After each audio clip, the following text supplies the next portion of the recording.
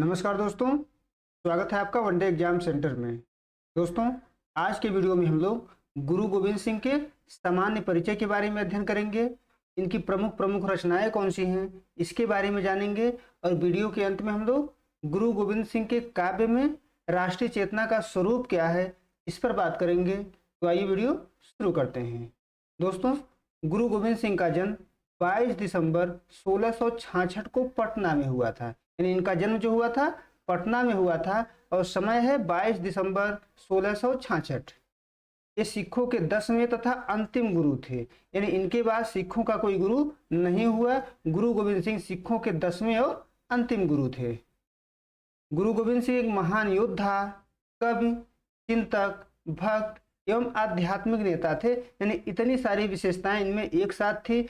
वो एक महान योद्धा भी थे, कवि भी थे, चिंतक यानी दार्शनिक भी थे, भक्त भी थे और आध्यात्मिक नेता भी थे। 1699 में बैसाखी के दिन उन्होंने यानी गुरु गोविंद सिंह ने खालसा पंथ की स्थापना की और खालसा पंथ की स्थापना गुरु गोविंद सिंह ने एक सैनिक टुकड़ी के रूप में की थी। गुरु गोविंद सिंह ने पवित्र ग्रंथ गुरु ग्रंथ साहिब को भी पूरा किया तथा उसे गुरु के रूप में स्थापित किया। यानी सिखों का जो सबसे पवित्र ग्रंथ माना जाता है गुरु ग्रंथ साहिब, उसको गुरु गोविंद सिंह ने पूरा किया और उसको गुरु के रूप में स्थापित किया, उसको गुरु के रूप में मान्यता प्रदान की और यह कहा कि हमारे बाद अब कोई गुरु नहीं होगा, गुरु ग्रंथ साहिब ही अब गुरु का काम करेगी। इसमें जो बाणी है, जो बाणी इसमें लिखा गया है, उसी को गुरु के रूप में माना जाएगा। गुरु गोविंद सिंह का सामान्य परिचय था। आगे बढ़ते हैं और गुरु गोविंद सिंह की प्रमुख रचनाओं के बारे में देखते हैं कि कौन कौन सी उनकी प्रमुख रचनाएं हैं और उन रचनाओं में किन चीजों का वर्णन है। इसके पहले आपको बता दें कि गुरु गोविंद सिंह की जो रचनाएं हैं वो सभी रचनाएं दसम ग्रंथ नाम से संकलित की गई हैं। यानी दसम ग्रंथ में गुरु गोविंद सिंह की सभी रचनाएं संकलित की गई हैं। आपसे परीक्षा में पूछा जा सकता है कि दसम ग्रंथ किसके रचनाओं का संकलन है, तो गुरु गोविंद सिंह के रचनाओं का संकलन है। इनकी एक एक रचनाएं देखते हैं। पहला है जाप साहिब। इसमें सिखों की प्रातः काल की प्रार्थना है। यानी सिखों के द्वारा जो गुरुद्वारे में प्रातः काल का प्रार्थना किया जाता है वो जाप साहिब में से किया जाता है। दूसरा है अकाल स्तुति। ईश्वर की व्यापकता तथा उसकी भूमिकाओं का चित्रण है। अकाल स्तुति में ईश्वर कितना व्यापक है, उसकी भूमिकाएं कौन कौन सी हैं, किस प्रकार से वो जन्म देता है, किस प्रकार से लोगों का पालन करता है और किस प्रकार से लोगों का संहार करता है, इसका वर्णन अकाल स्तुति में किया गया है। तीसरा ग्रंथ है बचित्तर नाटक। यह गुरु गोविंद सिंह की आत्मकथा है, नाटक के रूप में लिखा गया है। बचित्तर नाटक गुरु गोविंद सिंह का आत्मकथा है। अगला है चंडी दीवार। इसमें भगवती की स्तुति तथा युद्ध का वर्णन किया गया है। यानी इसमें युद्ध पर भी आधारित है और इसके माध्यम से भगवती की स्तुति भी की गई है। अगला ग्रंथ है ज्ञान प्रबोध, जो ज्ञान पर आधारित है। इसमें विभिन्न प्रकार के ज्ञान का वर्णन किया गया है। 24 अवतार में विष्णु के 24 अवतारों का वर्णन किया गया है कि कौन कौन से विष्णु के 24 अवतार हैं, कब कब हुए, इन सभी का वर्णन इसमें किया गया है। अगला है ब्रह्म अवतार। ब्रह्मा के 7 अवतारों का वर्णन इसमें किया गया है। रुद्र अवतार ग्रंथ में दत्तात्रेय और पारसनाथ का वर्णन किया गया है। दत्तात्रेय और पारसनाथ को रुद्र यानी शिव का अवतार माना जाता है और उन्हीं का वर्णन इस ग्रंथ में किया गया है। शास्त्रमाला। शास्त्रमाला में दोस्तों शस्त्रों के नाम और प्रकार हैं, ये कर लीजिएगा। शस्त्रों के नाम और प्रकार का वर्णन शस्त्रमाला में किया गया है। अगला ग्रंथ है जफरनामा। जफरनामा में जो गुरु गोविंद सिंह के द्वारा औरंगजेब को पत्र लिखा गया था उसका वर्णन किया गया है कि कौन कौन से पत्र औरंगजेब को गुरु गोविंद सिंह के द्वारा लिखा गया था, वो जफरनामा के नाम से जाना जाता है। ये गुरु गोविंद सिंह की प्रमुख रचनाएं थी। आपको प्रत्येक रचना और उसमें क्या वर्णन किया गया है इसको याद रखना है। आपसे बहुविकल्पी प्रश्नों में भी पूछा जा सकता है कि निम्नलिखित में से कौन सी रचना गुरु गोविंद सिंह की है, या अति लघु उत्तरी प्रश्नों में आपसे पूछा जा सकता है कि गुरु गोविंद सिंह के 3 रचनाओं के नाम लिखिए, या दसम ग्रंथ किससे संबंधित है। तो इन सभी प्रश्नों को आपको याद रखना है। आगे बढ़ते हैं और देखते हैं कि गुरु गोविंद सिंह की राष्ट्रीय एवं सांस्कृतिक चेतना का स्वरूप क्या है। यानी गुरु गोविंद सिंह ने जो साहित्य को रचा है जो उनकी कविताएं हैं उसमें किस प्रकार से राष्ट्रीय चेतना और किस प्रकार से सांस्कृतिक चेतना उभर करके सामने आई हैं। दोस्तों, गुरु गोविंद सिंह भक्त भी थे, दार्शनिक भी थे और एक वीर योद्धा भी थे। यानी उनकी जो राष्ट्रीयता है, जो उनकी राष्ट्रीय चेतना है, इन सभी तत्वों के संश्लिष्टता में निर्मित हुई है। उसमें एक भक्त का स्वरूप भी दिखाई देता है, एक दार्शनिक का रूप भी दिखाई देता है और एक वीर योद्धा का रूप भी उनकी राष्ट्रीय चेतना और सांस्कृतिक चेतना में दिखाई देता है। इन सभी तत्वों से मिलकर के उनकी राष्ट्रीय चेतना निर्मित हुई है। उनकी राष्ट्रीय चेतना का क्या स्वरूप है, इसको हमने कई छोटे छोटे बिंदुओं में बांट रखा है। एक एक करके हम सबका अध्ययन यहाँ पर करेंगे। पहला देखते हैं। पहला है कि वह अपनी जाति यानी गुरु गोविंद सिंह अपनी जाति के नायक और भारतीय संस्कृति के उन्नायक माने जाते हैं। यह माना जाता है कि गुरु गोविंद सिंह ने भारतीय संस्कृति की रक्षा की है। कैसे रक्षा की है कि जब भारतीय संस्कृति मुगलों के आक्रमण से भयाक्रांत थी यानी डरी हुई थी, तो उन्होंने यानी गुरु गोविंद सिंह ने उसकी रक्षा करने का प्रयास किया। गुरु गोविंद सिंह ने मुगलों से लोहा लिया, उनके खिलाफ युद्ध किया और अपनी संस्कृति, अपने राष्ट्र को बचाने का प्रयास किया।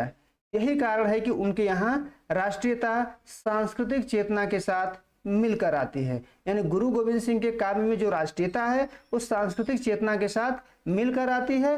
क्यों मिलकर आती है? क्योंकि गुरु गोविंद सिंह ने भारतीय संस्कृति की मुगलों से रक्षा करने का प्रयास किया, मुगलों से भारतीय संस्कृति की रक्षा करने के लिए युद्ध लड़ा। आगे बढ़ते हैं। दूसरा पॉइंट है कि गुरु गोविंद सिंह राष्ट्र के उद्धार के लिए जन जन में वीरता एवं राष्ट्रीयता का संचार करना चाहते हैं। वे चाहते हैं कि प्रत्येक व्यक्ति सैनिक बने, प्रत्येक व्यक्ति योद्धा बने। वो हर व्यक्ति में जो है राष्ट्रीयता का संचार करना चाहते हैं। वे हर सिख को वीर योद्धा बना देना चाहते हैं ताकि आवश्यकता पड़ने पर वह राष्ट्र की सेवा कर सके। यानी गुरु गोविंद सिंह जो है हर व्यक्ति को सैनिक के रूप में देखना चाहते हैं और सैनिक के रूप में देखने के लिए गुरु गोविंद सिंह ने एक खालसा पंथ की स्थापना की ताकि ट्रेनिंग दिया जा सके, लोगों को सैनिक बनाया जा सके ताकि वो राष्ट्र के काम आ सकें, आवश्यकता पड़े तो मुगलों के खिलाफ युद्ध कर सकें और अपने राष्ट्र और संस्कृति की रक्षा कर सकें। एक पंक्ति है, उदाहरण देख लेते हैं। गुरु गोविंद सिंह की चंडी चरित्र से यह पंक्ति है कि 1.25 लाख से एक लड़ाऊं। गुरु गोविंद सिंह कहते हैं कि 1.25 लाख से एक लड़ाऊं, यानी 1.25 लाख मुगल सैनिकों से एक सिख सैनिक यानी एक खालसा पंथ का सैनिक ही काफी है। 1.25 लाख से एक लड़ाऊं, चिड़ियों से मैं बाज लड़ाऊं। यानी मुगल सैनिकों को चिड़िया कहते हैं और बाज किसे कहते हैं? अपने सैनिकों को। चिड़ियों से मैं बाज लड़ाऊं तो गोविंद सिंह नाम कहाऊं। कहने का मतलब है इनका व्यक्तित्व क्या है? जुझारू व्यक्तित्व है। वो वीरता का संचार करना चाहते हैं, जन जन तक वीरता को पहुंचाना चाहते हैं ताकि राष्ट्रीयता का लोगों में संचार कर सकें, राष्ट्र की सेवा कर सकें और राष्ट्र और उसकी संस्कृति की मुगलों से रक्षा कर सकें। आगे बढ़ते हैं। तीसरा पॉइंट है कि गुरु गोविंद सिंह मानव जीवन में व्याप्त विषमताओं का खंडन कर नए मूल्य की स्थापना करते हैं। यानी जो समाज में हमारे विषमता व्याप्त थी, गुरु गोविंद सिंह उसका खंडन करते हैं। दोस्तों, जिस समय गुरु गोविंद सिंह थे उस समय का जो हमारा समाज था वो छोटे छोटे जातियों में, छोटे छोटे पंथों में, छोटे छोटे टुकड़ों में बटा हुआ था। गुरु गोविंद सिंह ने क्या किया? उसमें समन्वय लाने का प्रयास किया और जो समाज में छोटी जातियां थी जिनको सदियों से उपेक्षित किया गया था उनको अपना सहयोगी बनाया, उनको खालसा पंथ में जगह दी और उन्हें शक्ति और आत्मविश्वास का संचार करते हैं, उनको सैनिक के रूप में स्थापित करते हैं और इस प्रकार से राष्ट्र का एकाकार करके राष्ट्र की सेवा करने का प्रयास करते हैं। अगला यानी चौथा पॉइंट है कि गुरु गोविंद सिंह के काव्य में वीरता का एक मूल्य है। उनके काव्य में वीरता का एक मूल्य है। उनकी वीरता निरुद्देश्य नहीं है, अपने साथ एक उद्देश्य लिए हुए है। हम जानते हैं कि जब गुरु गोविंद सिंह थे उस समय मुगलों का आक्रमण गुरु गोविंद सिंह के खिलाफ हो रहा था, सिखों के खिलाफ हो रहा था। गुरु गोविंद सिंह उस आक्रमण को अपनी संप्रभुता के विरुद्ध मानते थे। उनका मानना था कि मुगलों का आक्रमण हमारी संप्रभुता का विरुद्ध, हमारी संप्रभुता के खिलाफ है, हमारी संप्रभुता के विरुद्ध है और अपनी संप्रभुता की रक्षा के लिए वे वीरता और राष्ट्रीयता का संचार करते हैं, लोगों को एकजुट करते हैं, लोगों को सैनिक के रूप में प्रेरित करते हैं ताकि जो है मुगलों से लोहा लिया जा सके और अपनी संप्रभुता का, अपनी संस्कृति का और अपने राष्ट्र की रक्षा किया जा सके। एक उदाहरण देख लेते हैं केते मारी डारी और केतक चबाई डारी, केतक बगाई डारी, काली कोपी तबही। ये भी चंडी चरित्र की पंक्ति है जो गुरु गोविंद सिंह के द्वारा लिखा गया है। वो कहते हैं कि केते मार डाली, यानी किसको पाऊं मार डालूं, यानी एक तरीके से वीरता का वर्णन है। केतक चबाई डारी, किसको पाऊं चबा डालूं, चबाना कहते हैं खा जाने को, यानी एक तरीके से इसमें भी मारने का ही वर्णन है। तो गुरु गोविंद सिंह ने एक तरीके से वीरता का संचार करते हैं, और वीरता का संचार वो अपनी संप्रभुता की रक्षा के लिए, अपनी संस्कृति की रक्षा के लिए, अपनी जाति की रक्षा के लिए, अपने धर्म की रक्षा के लिए करते हैं। इस प्रकार हम कह सकते हैं दोस्तों कि गुरु गोविंद सिंह के काव्य में जो राष्ट्रीय चेतना है वो अपनी संस्कृति के साथ जुड़ी हुई है। वो मुगलों से लोहा लेते हैं ताकि भारतीय संस्कृति की रक्षा की जा सके, भारतीय राष्ट्र की रक्षा की जा सके और लोगों को एक सूत्र में बांधा जा सके। उम्मीद है आपको ये वीडियो पसंद आया होगा। आप हमारे चैनल को सब्सक्राइब करिए, वीडियो को लाइक करिए, शेयर करिए। बहुत बहुत धन्यवाद।